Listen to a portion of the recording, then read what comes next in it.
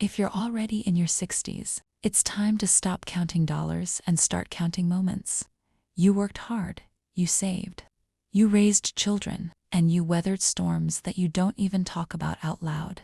But now it is finally your time. Watch the sunrise without a rushing morning alarm. Go buy that beautiful dress you've been putting off for years for a special occasion.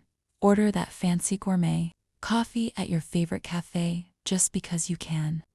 You earned the right to live your life, not to fade into the background of everyone else's needs.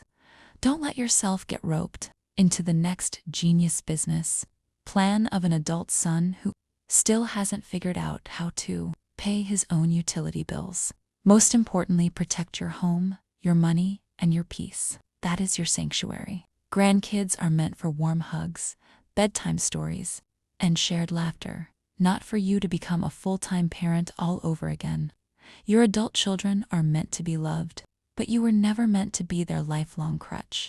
At this stage in life, your body needs care, but your soul needs it even more.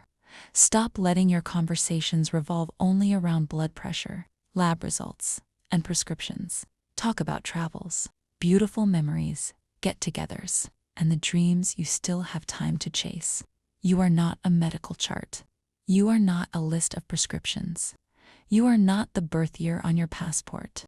And if anyone ever hints that you're not as needed as you used to be, just smile peacefully. You already know what it's like to hold the line, to pick yourself up after a heavy fall, and to keep moving forward even when nobody was clapping for you. Laugh, breathe, enjoy every second. And as for the people who prefer to stay stuck in their bitterness and drama, let them stay there without you. You are right here, alive, dignified, carrying a beautiful history and an undeniable inner strength.